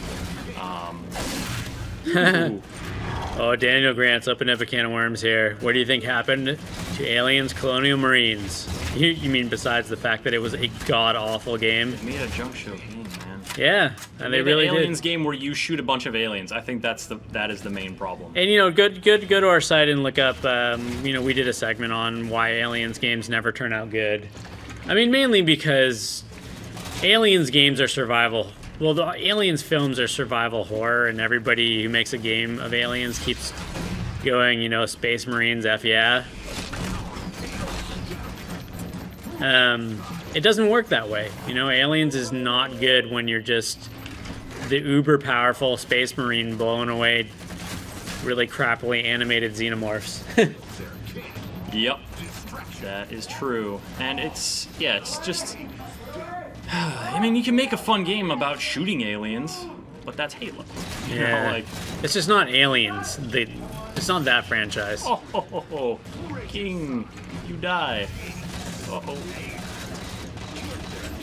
Yeah, also, I don't know, there's rumors that they put all their energy into Borderlands. Because Borderlands 2 was a fantastic game. Yeah, I mean, you can read stuff online about, speculating about the development schedule and who actually did what on the game and But I mean, the opening sequence, the very, very opening cutscene in Aliens, it's like a polygonal planet. I mean, they couldn't even get like a round planet. It just immediately pulls you out of suspension of disbelief. You and your spherocentric worldview, Samson. Planets can be different shapes. Yeah, not in your Aliens game. The Aliens animations themselves were horrible. They were not threatening in any way to you. So yeah, I don't know. I guess a better question is, what did they do right with Aliens? If you can think of something they did right with that game, then feel free to comment. Oh man, you're chasing me with the reloading and the... Yeah, Daniel Grant saying the demos they showed us were completely different. I think they admitted to running those demos on very, very high-end PCs that the average person does not possess. Yeah, I mean, there are some comparison videos out there that make it very clear. I mean, that in and of itself is not unusual. You should take all gameplay trailers with a grain of salt.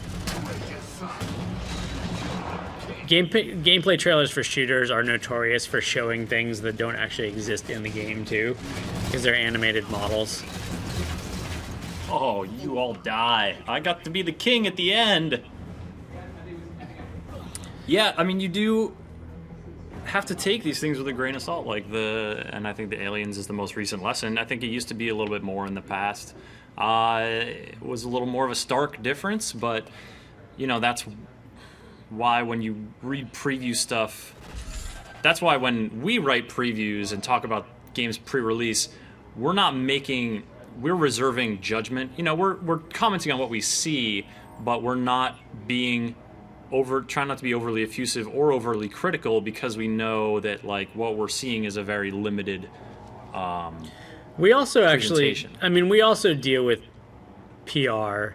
A lot of these companies hire PR agencies, and we deal with those PR agencies. Mm-hmm. And so, part of our job is sifting through kind of the BS that they're trying to sell us sometimes, too. Yeah, and BS is a harsh term, of course, because, these game companies have to walk a really fine line where they want to show you something that's going to get you excited about the game. They don't want to show you too much, because then you're going to feel like I can pass judgment on this game and I don't need to, I don't need to wait and see how things pan out, or I don't need to buy it for myself and try it out. They also want to manage what they're showing us, because they don't want to get into a situation like Aliens where they get called out for having misleading advertising stuff, but they also don't want to hold so much back that we see the game and we're like, yeah, I mean, they showed us this stuff, but it's not really that exciting. It's a really tough balancing act, I think. A big part of our job is sorting through what we're being told and teasing out what we feel is representative of the final game. Mm-hmm. I mean, sometimes what they show us is dead on, and sometimes, like in the case of Aliens, I think they fooled everybody in their press demo. Mm-hmm. But that was the demo to the general public, and then the minute we got the game, our first response was, "Oh crud, this is not looking so good," and we rolled with that because that was the truth. So, yeah. But yeah, it's interesting. Somebody pointed out that the textures weren't even good on PC with that game. I mean, it's because there weren't good textures with that game. Mm-hmm. There weren't good textures anywhere with that game. So, yeah. That was. What are some good textures that you've seen lately? We've talked about Aliens has no good textures. We talked about how if you look at a modern PC game and compare it to a console game, it looks much sharper. Crysis 3 actually looks pretty gorgeous on a PC. Yeah. It's funny you actually mentioned PlanetSide 2. I was surprised how good that game could look sometimes on a PC, especially with they had a prism effect on all of their lighting in that game, and sometimes during sunrise and sunset, you just see amazing things I haven't seen anywhere else. I'm having that. It's funny. Textures are something that usually you don't notice unless they're bad, though. It's like they.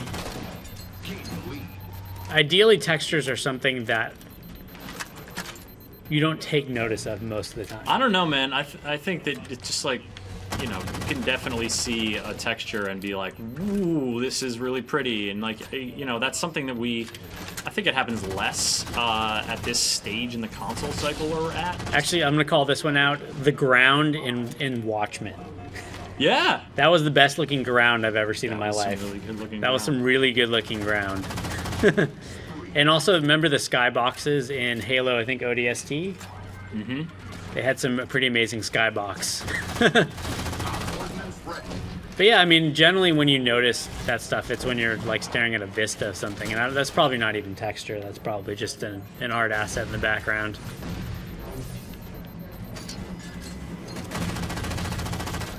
Your buddy didn't back you up like you thought he was gonna. God of War Ascension looks good. Yeah, God of War has always looked amazing. That is one series that pretty much always looks fantastic. Yep. Rage had good textures once they loaded, says Hikarum.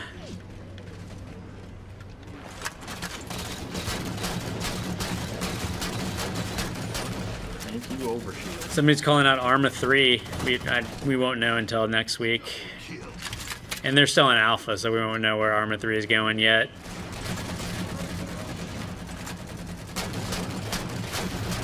B-Graphics says he really liked the new Hitman game. Thought that looked real pretty on PC. How did I survive that long in Super Combine Death? The new Hitman game? Hitman Absolution? Yep. Hitman Absolutely. Narfbot V2 says, I don't understand the advertising for God of War Ascension. Is it multiplayer only, or will it have a story?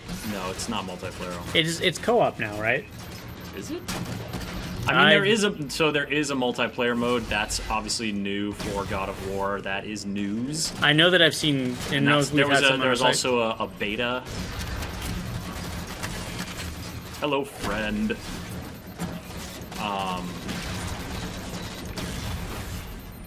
Yeah, God of War definitely has a multiplayer component now. We know that we've seen that, but there's definitely going to be a single-player campaign. Oh god. Yeah. Also, why is Kratos still so angry? Beginning of anger. Hasn't he killed his way through pretty much every deity that's ever existed except for?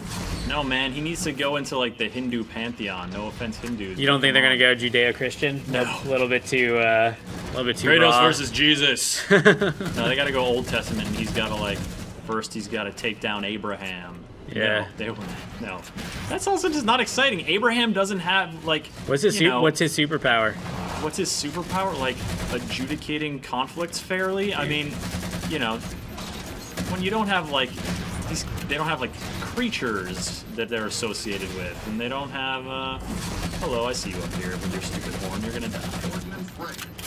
I'm gonna call in a Spartan laser because Otis Bunk bad says decisions. He's gonna kill the god from South Park. Oh, I would have had that dude too. Oh. Judeo-Christian is Shin Megami Tensei series. There you go.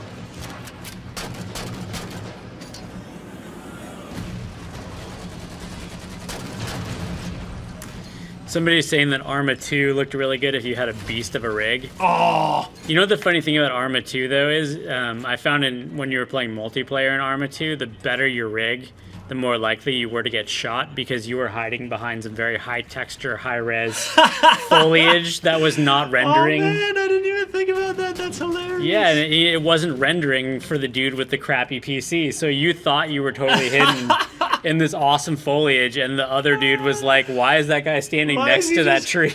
Next to a tree. Yeah. That is hilarious. Yeah. Oh, I love it.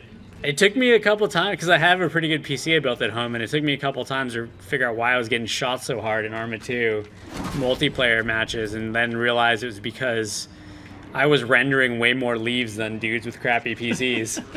Also, the grass would only render out to 100 meters. So if you crouched in the grass and you were shooting at a dude who was beyond that range, he just saw you sitting in the middle of a field, with nothing around you, and you had grass all up in your scope. So it's It's actually to your disadvantage. It was to your disadvantage to have a nice computer when you were playing Arma.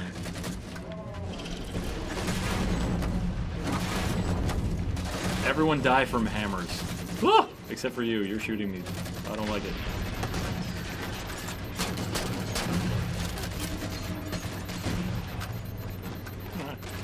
grenade instead. Hirkram says, even funnier, the original AI could see through the grass. Yeah.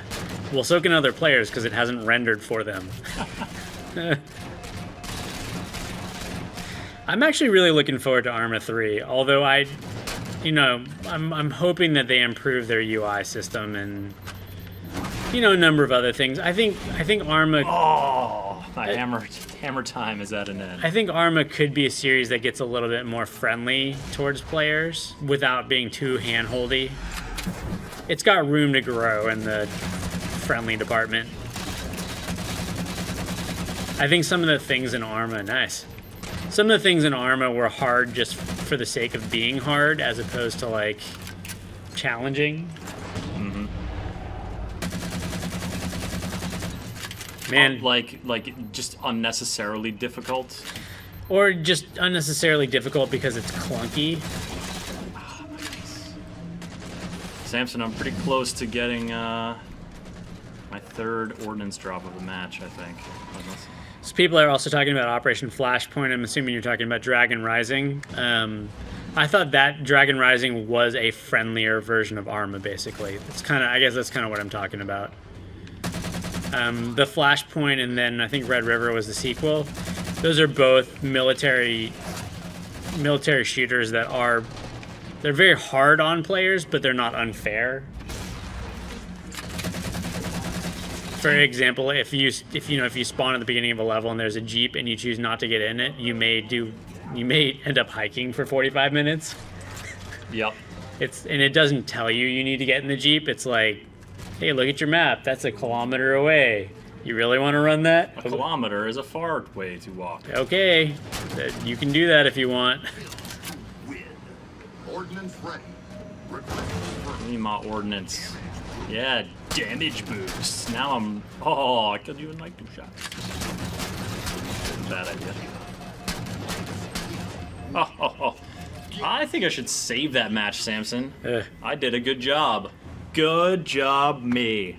Did you get any achievements? I don't know. You achieved satisfaction? I got half of my team's kills. No, that's not true. 600, not Narfbot V2 says Pokemon Yellow had the most sexy graphics ever. I don't know. I've not played that game. Sexy? Apparently they were sexy. Although when you're associating sexy with small furry creatures fighting each other... Pokemon! All right. You may have a certain persuasion. Let's see. Did I... We keyed. Hikarim's also saying Operation Flashpoint, i.e. Arma, Cold War Assault. Haven't tried that one either. Don't mess with Chris Waters because he will shoot you in the face. He might also elbow you in the face, to be fair.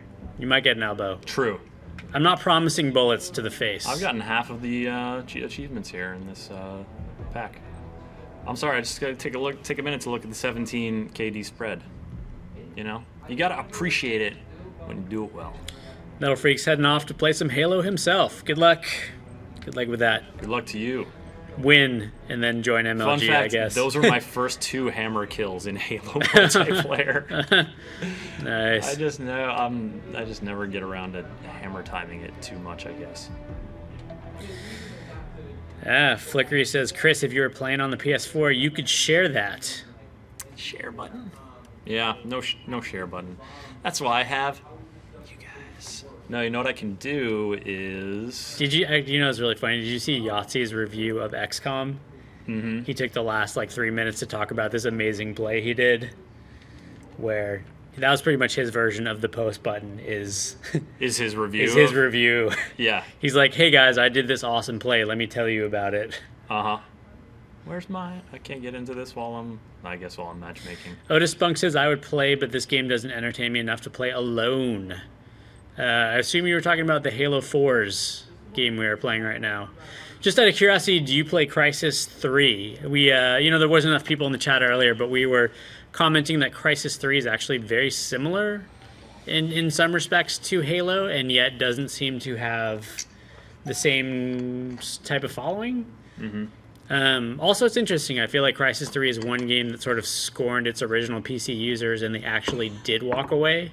Whereas, is it because I think that with Crysis 2 going multi-platform and sort of that I believe in the development Crysis, one of the reasons people were interested in Crysis is because it was a system hog, and it, like, once you got it up and running, it looked super good, like, but that's not, and that was cool. That was cool. But then in Crysis 2, they didn't necessarily continue that. So if you played the Crysis 3 beta but did not buy Crysis 3, why was that? Because we actually were kind of caught off guard with... Oh! I think we were kind of caught off guard a little bit with, we had Crysis in the office and we were sort of enjoying playing it.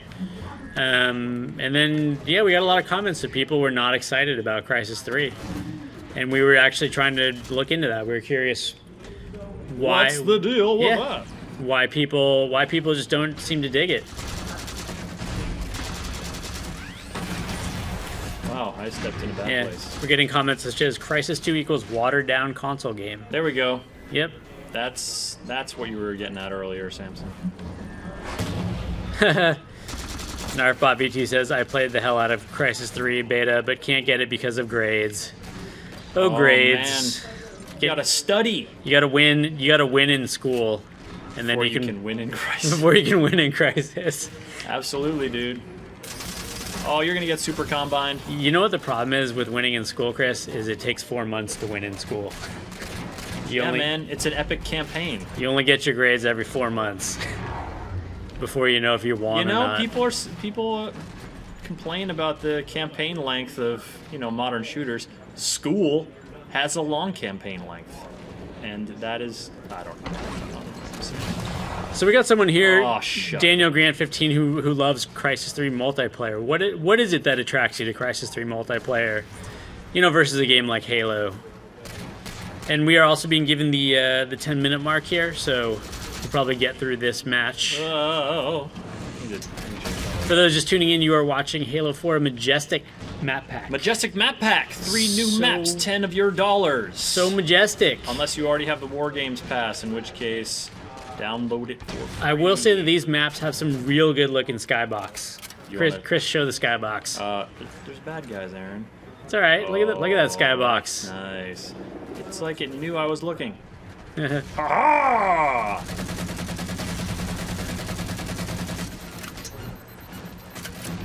No, I will not step on your bomb. Oh, I was near the bomb. So Daniel Grant 15 says he did think like the graphics were a step up from Crysis 2. That's legitimate. Graphics. Yeah. Good. I mean, it's interesting because I think a lot of people have threatened to walk away from other series such as Call of Duty, but then they buy them anyway. Do you think people have are you talking about like people walking away from Crysis? Yeah, and I feel like the people who threatened to walk away from Crysis, a lot of them legitimately did. It's kind of interesting. I mean, I feel like people oftentimes threaten to walk away from their favorite series when, they don't like the way it's going. Mm-hmm. But then in the end, they just buy it anyway. Like, I'm saying that I don't want just more Battlefield in the same way it's been, but, I don't know. When Battlefield 4 eventually comes out, I'll probably buy it anyway, honestly. Oh, railgun to the face! Yes, you will buy it. You love Battlefield. Yeah. You and Battlefield sitting in a tree. Otis Bunk says, that's like me with Halo. Halo 4 is trash in comparison to the original trilogy, but I bought it anyway. Trash? You are crazy. I liked Halo 4, actually. I was the opposite. I was not a big Halo fan before Halo 4. I was always more of a Battlefield guy. I think Halo is a great game, but I don't know. Just never liked shooting aliens. But they make such funny noises, like... No, I hear you. I'm glad that Halo 4 has brought you around to the Halo-verse, because I really like Halo. Like, my friends can appreciate the games that I do. Try it, buddy. See what happens. Oh, double kill. That's what happens. So, back to Daniel Grant. He's saying, Crysis 3 is far better to play, but, a lot of his friends didn't buy it, so that was kind of a problem. Yeah, totally. That'll do it, man. Here's another one. Narfbot says, Crysis multiplayer is great to me because it's novel. has stuff that other shooters don't have, gives you the ability to play like Splinter Cell or like a Super Soldier. Yeah, I mean, I think we're comparing it to Halo right now, and there's a lot of similarities. You have the cloak ability in Halo as well. You have armor with a shield. You have weapon pickups. Hikarum says, I quit Halo after Halo 1 Custom Edition. Windows Vista for Halo 2 was annoying. I think Halo 2 actually just got pulled off Windows anyway. I'm sitting right there. Yeah, you know, Narfbot saying playing Halo because that's where all his friends are at. Powerful motivator. That makes a lot of sense. Uh-oh. They're throwing grenades all up in the little business. Hey, friendo! Oh, I'm gonna die. That was cocky. A moment like that, you say to yourself, don't get cocky, it's gonna get rocky. It's just funny, I mean, we're, back to Otis who bought Halo 4 even though he doesn't like it. He's saying, now it's just a random class-based shooter that decides to appeal to Call of Duty fans, but, he bought it.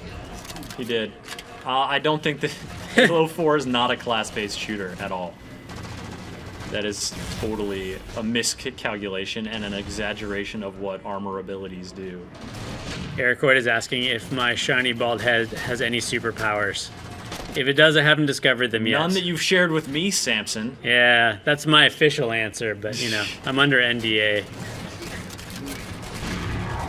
I want to throw a grenade over there at those bad guys, but I didn't have any grenades to throw. It does. I think it might confuse my daughter a little bit when she's like, hair, and I'm like, hair? She's like, nah. She's like, and I'm just like, hair.